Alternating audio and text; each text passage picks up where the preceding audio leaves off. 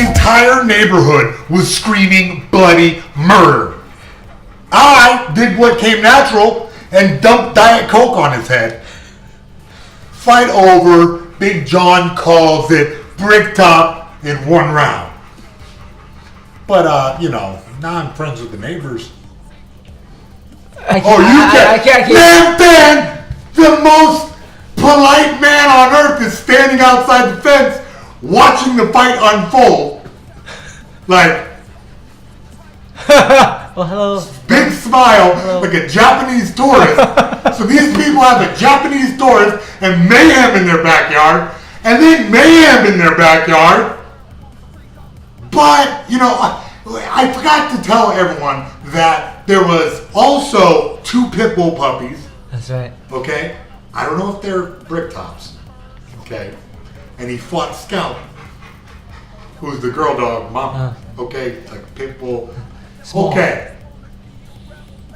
Not only that, there was a little Shar-Pei over there. Fuzzy like a dragon. Fresh from the groomers. Had a nice skinny waist. Gotta get a picture of him actually. And everybody was going bonanza. Even the Pomeranians next door got into the mix. Hey, I think your grandmama woke up. Her hearing aid was too high, and she heard that battle of epic proportions going on in my neighbor's yard. But in other news, everyone's okay. And if they ever need to borrow a cup of sugar, I will open up some Splenda packets. Yay! Well, the story ended on a bad note, but I think if you edit it a little bit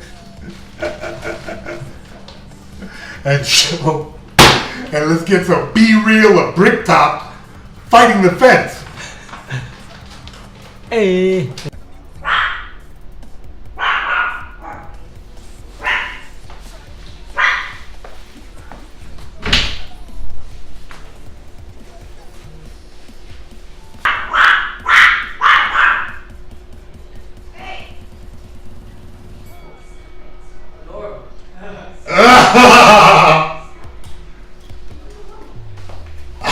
I got awesome footage of you getting barked at by the dog, Corey. Oh, really? That was a good one.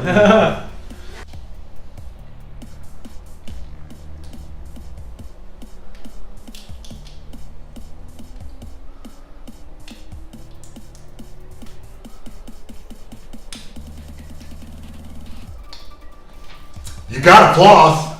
Gotta floss. I floss every night. Are you talking about rolling in a big bag of bands? What? I was flossing my teeth, right? Yes. Yes. Okay, time for some fan questions. Yay! Fan questions? Yes. Wow! First one by Seiko Hasegawa. Who is your favorite Japanese mixed martial art fighter if you have one? In a way, like all of the Japanese fighters are my favorite. I always studied them first because, before mixed martial arts was such a big thing here in the States, Japan had all the tapes. They had great production value, excellent entrances, and guys with heart and personality. And Takada, remember him? Yes, I do. Yes. Fighting Oh, okay. Shibata fought me. Lost, but wow! Just, he has the Shibata about him, And I think I seen somebody told me he's doing great now. Somebody told me he's putting on big shows to this day. So, he's one of my favorite. Takada, remember him? Takada's dope. Man, I love Takada. Power and, I could go on and on. And Shinya. Yeah, that guy's the man. He just had beautiful grappling, funny pants and just a great attitude about martial arts. Like, Gordo, you know, he did this thing. Akihiro Gono, yes. Who else? Oh, of course we can't talk about Japanese martial arts without talking about Sudo Genki. Yes, Sudo Genki, yes. Man, just a great entertainer, excellent martial artist. But I think my favorite Yamamoto. Kid. Awesome. Kid Yamamoto. He just got diagnosed with He's cancer. a personal friend of mine. He got what? Diagnosed with cancer. Why do you gotta give me the bad news? Well, he'll fight it. He's a fighter. He'll get through that. Yeah, he's a beast. Come to California, I'll prescribe you some.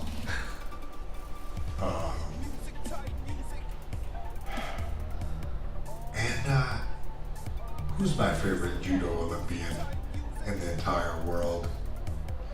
Yoshida. Yoshida.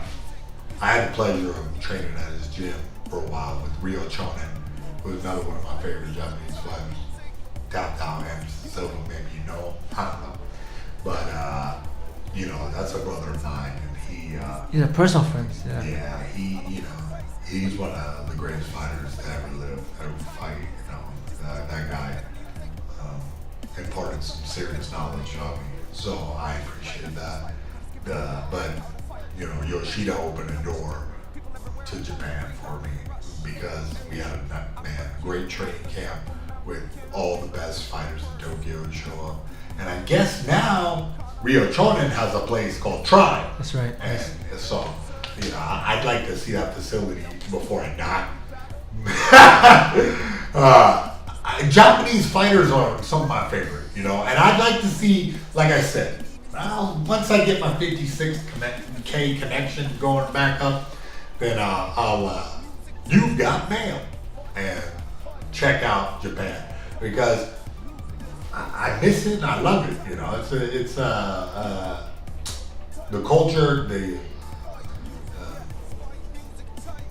Bushido is something that America is lacking, and if there's any lesson that young fighters can take it from the Japanese, man. They have been training. You know, judo has been national sport for longer than baseball, and you know, it's kind of where martial arts has radiated out over the globe because my first foray back into martial arts when I was 17 was Tomiki Aikido and judo together. So I learned a lot of wrist locks and how to take away a knife or a sword.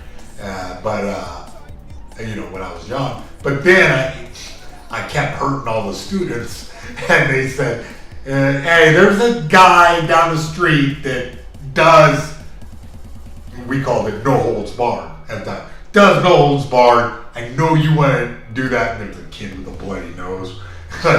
You should go over there. And then I began kickboxing and, going that direction. But if it wasn't for those Japanese MMA tapes, Japanese pride, like, King of Pancrase, all those, that era, it wouldn't have propelled me into martial arts the way it does. So, I owe a lot to the East for inspiring me on my martial arts journey. Cut! Next fan question by Mayumi Tanaka. How were you able to settle a fight with the legendary Sakuraba? That came about in the strangest way. I had been injured a little bit before. And I mean, if you fight long enough, you're always injured. And they offered it to me. And I said, am I really going to step forward into my dream this is what I've been waiting for. This is what, you know, I've been waiting to become a legend by beating the legend. And I said that I would tap out Sakuraba, and I tapped out Sakuraba. So it's rare when a human being can set a goal that sounds so far off into like, yeah, right. And everybody will look at you funny. And everybody will tell you you can't. And nobody will care. But you do. And, you know, when they put that deal together, I didn't flinch. I said yes, immediately. Still injured, still like recovering. But I said, yes, I'll get ready for this. And I rose to the challenge. I you know, accepted it humbly. It was, yeah, it was one of the best moments of my life. So, I don't know exactly how it happened. Mayumi Tanaka, daijoubu. It happened.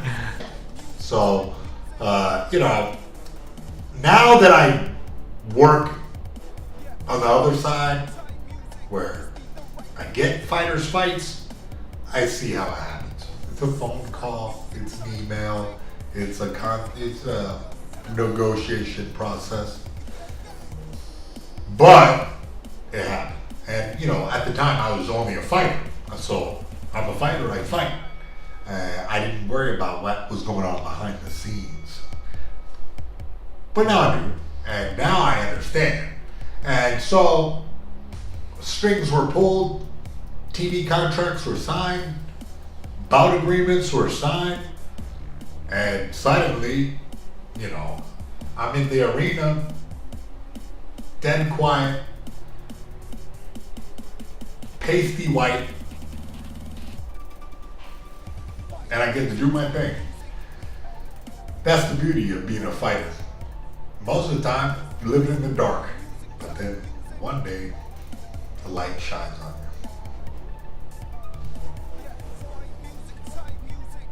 The next fan question by Lyrical Inoue. What was going through your mind when you were able to finish the legendary Sakuraba? I can take you about through the whole fight. I think. I mean, you know, it's one of those memories that get crystallized, and I just remember. Okay, the techniques. I thought in my head. I said, "Okay, Sakuraba, we're gonna have a grappling match. I am going to immediately grapple with you." He whiffed a punch by my face that if I was about a quarter inch, 3 centimeters closer, he would have took my damn head off. And then I snapped and became real. Like I said, Sakuraba is a real killer. He's trying to kill me. And I woke up. Then I woke up because I said, whoa, all right. Pay attention because he's gonna try to get you. Well,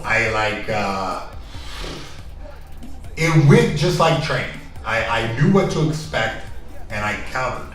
I knew that the most dangerous was Sakuraba's arm attack, where his overhand is very powerful, but his arm attack is the most deadly thing. So we train and train and train, and I got very like crystalline, almost like I could be a statue, and if you tried to crank my arm, it wouldn't move.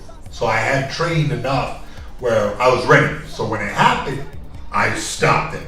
He got the wrist control and put his arm over to put me in his arm attack, and I immediately countered and got him in a disadvantageous position by knowing my opponent and realizing that he's going to try this, so I'm going to counter with this. And you know, the bad thing about that technique is if the guy knows how to counter correctly and does so, now you are trapped. So I trapped his arm and then gave him the business. In the moment, it's win, win, win, And since one of the first techniques I ever learned, and I'd advise anybody who's interested in martial arts to learn the technique first, is just a head and arm choke. Simple head and arm. You push his shoulder to his neck. Well, anytime that somebody puts their arm anywhere in this range, from about here up to here, you have the opportunity. I saw the opportunity and I took it. Now, what was going through my mind at that moment was, I got it. I've done this so many times that I know this feeling. Then it surprised me how long he fought it and how strong. Like, I know that he must have been sleeping at some point, but he never gave up. Like, his sleeping body was still struggling. And I think, I never thought about it till now. But yeah, he just kept, and then fight's over, up, relief, and it's over. Like, I did what I said I was gonna do. And man, then the flash bulbs, and the feeling. But he gained more respect than he lost. Like, I finished quick in minute 48, but this fight could have gone on forever, if I wasn't able to secure that and find that. And I credit my training. I credit the effort. I credit the fighting Georgie. You know what I mean? It goes back and back, and at the moment that I got it, I knew. That's the short answer. The moment I got it, I knew. I know. Next fact question is by Mohammed Kayat. What is your favorite food?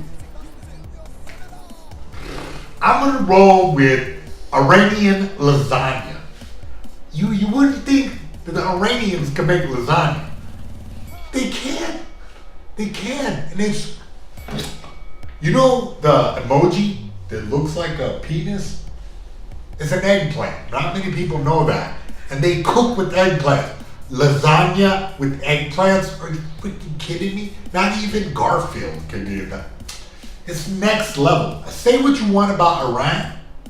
Iran is how I grew up saying it. But damn, do they make some lasagna. Next question is by Paul S. Lewis. How did you get your nickname? Phil Baroni, the New York badass, stumped me with that. Thanks, Phil. I appreciate it. Well, I was saying that what we were doing, we were like traveling.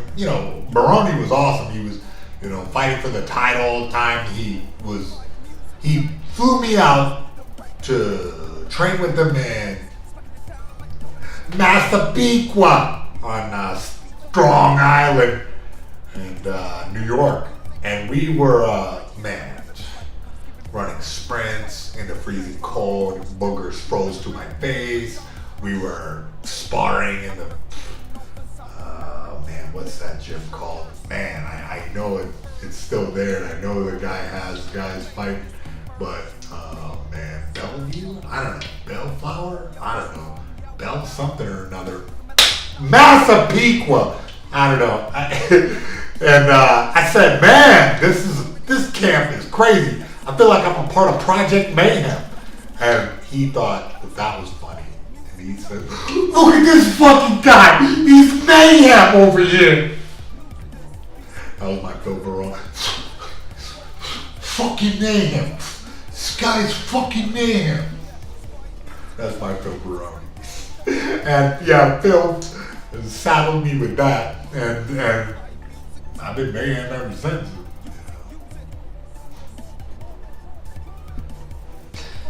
The next question is by Brad Pilgrim. Were you ever approached to fight Nick Diaz after the CBS incident? No. Nah. They never wanted to make it happen, so it never happened. Next fan question is by Kevin Tran. When is Bully Beatdown coming back? Never.